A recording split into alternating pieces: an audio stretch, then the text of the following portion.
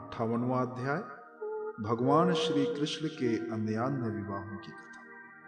श्री सुखदेव जी कहते हैं, परीक्षित, अब पांडवों को पता चल गया था कि वे लाक्षा भवन में जले नहीं। एक बार भगवान श्री कृष्ण उनसे मिलने के लिए इंद्रप्रस्थ पधारे। उनके साथ सात्विकी आदि बहुत से यदुवंशी भी थे।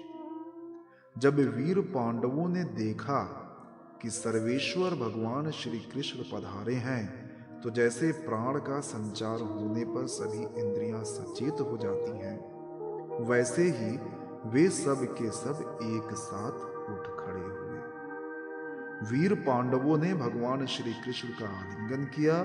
उनके अंग अंग से इनके सारे पाप ताप धुए। भगवान की प्रेम भरी मुस्कुराहट से सुशोभित मुख सुषमा देखकर वे आनंद में मग्न हो गए।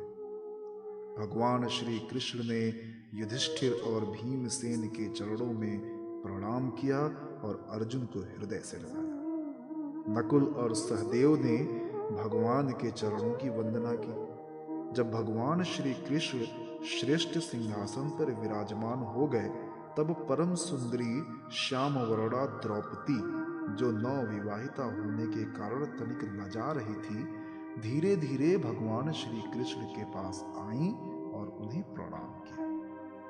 पांडवों ने भगवान श्री कृष्ण के समान ही वीर सात्विकी का भी स्वागत सत्कार और अभिनंदन वंदन किया। वे एक आसन पर बैठ गए। दूसरे यदुवंशियों का भी यथा योग्य सत्कार किया गया तथा वे भी श्री कृष्ण के चारों ओर आसनों पर बैठ गए। इसके बाद भगवान श्री कृष्ण अपनी फुआ कुंती के पास गए और उनके चरणों पर प्रणाम किया। कुंती जी ने अत्यंत स्नेहवश उन्हें अपने हृदय से लगा लिया। उस समय उनके नेत्रों में प्रेम के आंसू छलक आए। कुंती जी ने श्री कृष्ण से अपने भाई बंधुओं की कुशल क्षेम पूछी और भगवान ने भी उनका यथोचित उत्तर देकर उनसे उनकी पुत्र वधू द्रौपदी और स्वयं उनका कुशल मंगल पूछा। उस समय प्रेम की विह्वलता से कुंती जी का गला रूंध गया था। नेत्रों से आंसू बह रहे थे।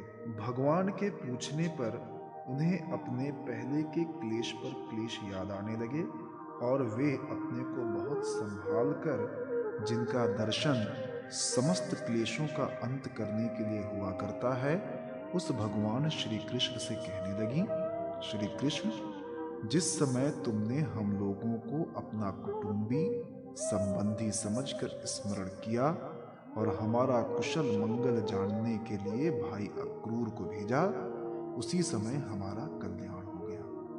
हम अनाथों को तुमने सनाथ कर दिया। मैं जानती हूं कि तुम संपूर्ण जगत के परम हितैषी, सुहृद और आत्मा हो। ये अपना है और ये पराया है, इस प्रकार की भ्रांति तुम्हारे अंदर नहीं है। ऐसा होने पर भी श्री कृष्ण, जो सदा तुम्हें स्मरण करते हैं, उनके हृदय में आकर तुम बैठ जाते हो और उनकी क्लेश परंपरा को सदा के लिए मिटा देते हो। युधिष्ठिर जी ने कहा, सर्वेश्वर श्री कृष्ण, हमें इस बात का पता नहीं है कि हमने अपने पूर्व जन्मों में या इस जन्म में कौन सा कल्याण साधन किया है। आपका दर्शन बड़े बड़े योगेश्वर भी कठिनता से प्राप्त कर पाते हैं और हम कुबुद्धियों को घर बैठे ही आपके दर्शन हो रहे हैं। राजा युधिष्ठिर ने इस प्रकार भगवान का खूब सम्मान किया और कुछ दिन वहीं रहने की प्रार्थना की। इस पर भगवान श्री कृष्ण इंद्रप्रस्थ के नरनारियों को अपनी रूप माधुरी से नयनानंद का दान करते हुए बरसात के 4 महीनों तक सुखपूर्वक वहीं रहे।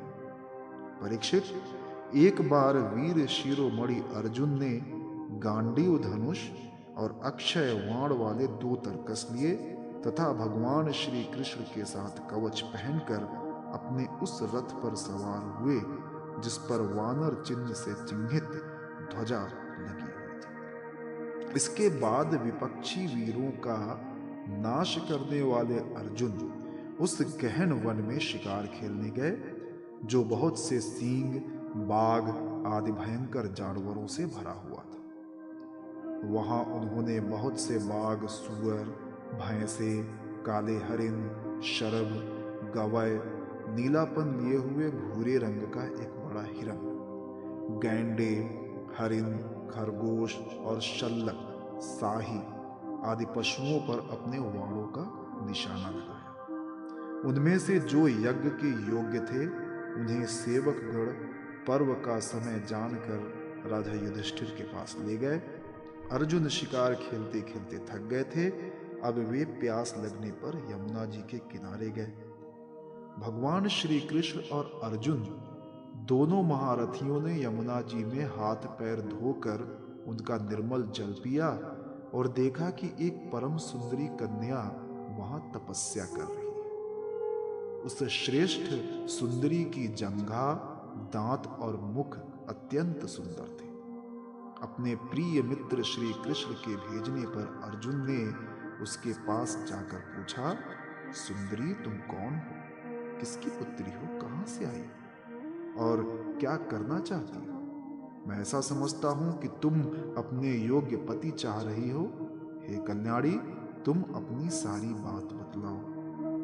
कालिंदी ने कहा, मैं भगवान सूर्य देव की पुत्री हूँ। मैं सर्वश्रेष्ठ वरदानी भगवान विष्णु को पति के रूप में प्राप्त करना चाहती हूँ और इसीलिए ये कठोर तपस्या कर रही हूँ। वीर अर्जुन, मैं लक्ष्मी के परम आश्रय भगवान को छोड़कर और किसी को अपना पति नहीं बना सकती। अनाथों के एकमात्र सहारे, प्रेम वितरण करने वाले भगवान श्री कृष्ण मुझ पर प्रसन्न हो। मेरा नाम है कालिंदी। यमुना जल में मेरे पिता सूर्य ने मेरे लिए एक भवन भी बनवा दिया है, उसी में मैं रहती हूँ। जब तक भगवान का दर्शन न होगा मैं यहीं रहूंगी। अर्जुन ने जाकर भगवान श्री कृष्ण से सारी बातें कही। वे तो पहले से ही यह सब कुछ जानते थे। अब उन्होंने कालिंदी को अपने रथ पर बैठा लिया और धर्मराज युधिष्ठिर के पास ले आए। इसके बाद पांडवों की प्रार्थना से भगवान श्री कृष्ण ने पांडवों के रहने के लिए एक अत्यंत अद्भुत और विचित्र नगर विश्वकर्मा के द्वारा बनवा दिया। भगवान इस बार पांडवों को आनंद देने और उनका हित करने के लिए वहां बहुत दिनों तक रहे। इसी बीच अग्निदेव को खांडव वन दिलाने के लिए वे अर्जुन के सारथी भी बने। खांडव वन का भोजन मिल जाने से अग्निदेव बहुत प्रसन्न हुए। उन्होंने अर्जुन को गांडीव धनुष, 4 श्वेत घोड़े, एक रथ, 2 अटूट बाणों वाले तरकस और एक ऐसा कवच दिया जिसे कोई अस्त्र शस्त्रधारी भेद न सके। खांडव दाह के समय अर्जुन ने मैदानों को जलने से बचा लिया था, इसलिए उसने अर्जुन से मित्रता करके उनके लिए एक परम अद्भुत सभा बना दी। उसी सभा में दुर्योधन को जल में स्थल और स्थल में जल का भ्रम हो गया था। कुछ दिनों के बाद भगवान श्री कृष्ण अर्जुन की अनुमति एवं अन्य संबंधियों का अनुमोदन प्राप्त करके सात्विकी आदि के साथ द्वारका लौट आए। वहां आकर उन्होंने विवाह के योग, ऋतु और ज्योतिष शास्त्र के अनुसार प्रशंसित पवित्र लग्न में कालिंदी जी का पाणी ग्रहण किया। इससे उनके स्वजन संबंधियों को परम मंगल और परमानंद की प्राप्ति हुई। अवंती उज्जैन देश के राजा थे। विंद और अनुविंद वे दुर्योधन के वशवर्ती तथा अनुयायी थे। उनकी बहन मित्र विंदा ने स्वयंवर में भगवान श्री कृष्ण को ही अपना पति बनाना चाहा, परंतु विंद और अनुविंद ने अपनी बहन को रोक दिया। परीक्षित, मित्रविंदा श्री कृष्ण की फुआ राजाधिदेवी की कन्या थी। भगवान श्री कृष्ण राजाओं की भरी सभा में उसे बलपूर्वक हर ले गए। सब लोग अपना सा मुंह लिए देखते ही रह गए। परीक्षित, कोसल देश के राजा थे नग्नजित। वे अत्यंत धार्मिक थे। उनकी परम सुंदरी कन्या का नाम था सत्या। नग्नजित की पुत्री होने से वो नग्नजिती भी कहलाती थी। परीक्षित, राजा की प्रतिज्ञा के अनुसार 7 दुर्दांत बैलों पर विजय प्राप्त न कर सकने के कारण कोई राजा उस कन्या से विवाह न कर सके, क्योंकि उनके सींग बड़े तीखे थे और वे बैल किसी वीर पुरुष की गंध भी नहीं सह सकते थे। जब यदुवंश शिरोमणि भगवान श्री कृष्ण ने यह समाचार सुना कि जो पुरुष उन बैलों को जीत लेगा उसे ही सत्या प्राप्त होगी, तब वे बहुत बड़ी सेना लेकर कोसलपुरी अयोध्या पहुंचे। कोसल नरेश महाराज नग्नजित ने बड़ी प्रसन्नता से उनकी अगवानी की और आसन आदि देकर बड़ी पूजा सामग्री से उनका सत्कार किया। भगवान श्री कृष्ण ने भी उनका बहुत बहुत अभिनंदन किया। राजा नग्नजित की कन्या सत्या ने देखा कि मेरे चिर अभिलषित रमा रमण भगवान श्री कृष्ण यहाँ पधारे हैं, तब उसने मन ही मन ये अभिलाषा की कि यदि मैंने व्रत नियम आदि का पालन करके इन्हीं का चिंतन किया है तो ये ही मेरे पति हों और मेरी विशुद्ध लालसा को पूर्ण करें। नग्नजिती सत्या मन ही मन सोचने लगी, भगवती लक्ष्मी, ब्रह्मा, शंकर और बड़े बड़े लोकपाल जिनके पद पंकज का पराग अपने सिर पर धारण करते हैं और जिन प्रभु ने अपनी बनाई हुई मर्यादा का पालन करने के लिए ही समय समय पर अनेकों लीलावतार ग्रहण किए हैं, वे प्रभु मेरे किस धर्म, व्रत अथवा नियम से प्रसन्न होंगे? वे तो केवल अपनी कृपा से ही प्रसन्न हो सकते हैं। परीक्षित, राजा नग्नजित ने भगवान श्री कृष्ण की विधि पूर्वक अर्चा पूजा करके ये प्रार्थना की, जगत के एकमात्र स्वामी नारायण, आप अपने स्वरूप भूत आनंद से ही परिपूर्ण हैं और मैं हूं एक तुच्छ मनुष्य, मैं आपकी क्या सेवा करूं? श्री सुखदेव जी कहते हैं, परीक्षित, राजा नग्नजित का दिया हुआ आसन, पूजा आदि स्वीकार करके भगवान श्री कृष्ण बहुत संतुष्ट हुए। उन्होंने मुस्कुराते हुए मेघ के समान गंभीर वाणी से कहा, भगवान श्री कृष्ण ने कहा, राजन, जो क्षत्रिय अपने धर्म में स्थित है उसका कुछ भी मांगना उचित नहीं। धर्मज्ञ विद्वानों ने उसके इस कर्म की निंदा की, फिर भी मैं आपसे सौहार्द का, प्रेम का संबंध स्थापित करने के लिए आपकी कन्या चाहता हूं।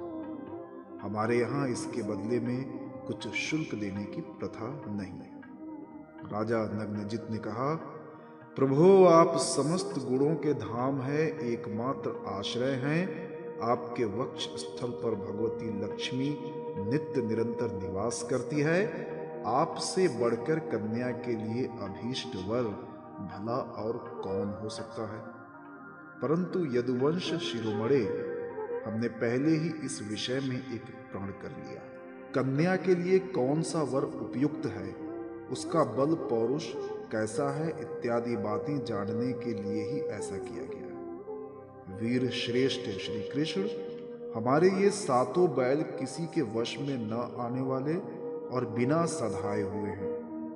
इन्होंने बहुत से राजकुमारों के अंगों को खंडित करके उनका उत्साह तोड़ दिया है। श्री कृष्ण, यदि इन्हें आप ही नाथ लें, अपने वश में कर लें, तो लक्ष्मीपते आप ही हमारी कन्या के लिए अभीष्ट वर होंगे। भगवान श्री कृष्ण ने राजा नग्नजित का ऐसा प्रण सुनकर कमर में फेंट कस ली और अपने 7 रूप बनाकर खेल खेल में ही उन बैलों को नाथ लिया। इससे बैलों का घमंड चूर हो गया और उनका बल पौरुष भी जाता रहा। अब भगवान श्री कृष्ण उन्हें रस्सी से बांधकर इस प्रकार खींचने लगे जैसे खेलते समय नन्हा सा बालक काट के बैलों को घसीटता है। राजा नग्नजित को बड़ा विस्मय हुआ। उन्होंने प्रसन्न होकर भगवान श्री कृष्ण को अपनी कन्या का दान कर दिया और सर्वशक्तिमान भगवान श्री कृष्ण ने भी अपने अनुरूप पत्नी सत्या का विधि पूर्वक पाणी ग्रहण किया। रानियों ने देखा कि हमारी कन्या को उसके अत्यंत प्यारे भगवान श्री कृष्ण ही पति के रूप में प्राप्त हो गए हैं। उन्हें बड़ा आनंद हुआ और चारों ओर बड़ा भारी उत्सव मनाया जाने लगा। शंख ढोल नगारे बजने लगे, सब ओर गाना बजाना होने लगा। ब्राह्मण आशीर्वाद देने लगे। सुंदर वस्त्र, पुष्पों के हार और गहनों से सज धज कर नगर के नर नारी आनंद मनाने लगे। राजा नग्नजित ने 10,000 गौवें और 3,000 ऐसी नवयुवती दासियां जो सुंदर वस्त्र एवं गले में स्वर्ण हार पहने हुई थीं, दहेज में दी। इनके साथ ही 9,000 हाथी, 9 लाख रथ, 9 करोड़ घोड़े और 9 अरब सेवक भी दहेज में दिए। कौशल नरेश राजा नग्नजित ने कन्या और दामाद को रथ पर चढ़ाकर एक बड़ी सेना के साथ विदा किया। इस समय उनका हृदय वात्सल्य स्नेह के उद्रेक से द्रवित हो रहा था। परीक्षित, यदुवंशियों ने और राजा नग्नजित के बैलों ने पहले बहुत से राजाओं का बल पौरुष धूल में मिला दिया था। जब उन राजाओं ने ये समाचार सुना, तब उनसे भगवान श्री कृष्ण की ये विजय सहन न हुई। उन लोगों ने नग्नजित सत्या को लेकर जाते समय मार्ग में भगवान श्री कृष्ण को घेर लिया और वे बड़े वेग से उन पर बाणों की वर्षा करने लगे। उस समय पांडव वीर अर्जुन ने अपने मित्र भगवान श्री कृष्ण का प्रिय करने के लिए गांडीव धनुष धारण करके जैसे सींग छोटे मोटे पशुओं को खदेड़ दे, वैसे ही उन नरपतियों को मार पीट कर भगा दिया। तदनंतर यदुवंश शिरोमणि देवकी नंदन भगवान श्री कृष्ण उस दहेज और सत्या के साथ द्वारका में आए और वहां रहकर गृहस्थोचित विहार करने लगे। परीक्षित, भगवान श्री कृष्ण की फुआ श्रुत कीर्ति केकय देश में ब्याही गई थी। उनकी कन्या का नाम था भद्रा। उसके भाई संतर्दन आदि ने उसे स्वयं ही भगवान श्री कृष्ण को दे दिया और उन्होंने उसका पाणी ग्रहण किया। मध्य प्रदेश के राजा की एक कन्या थी लक्ष्मणा। वो अत्यंत सुलक्षणा थी। जैसे गरुड़ ने स्वर्ग से अमृत का हरण किया था, वैसे ही भगवान श्री कृष्ण ने स्वयंवर में अकेले ही उसे हर लिया। परीक्षित, इसी प्रकार भगवान श्री कृष्ण की और भी सहस्त्रों स्त्रियां थीं। उन परम सुंदरियों को वे भौमासुर को मारकर उसके बंदी गृह से छुड़ा लाए थे।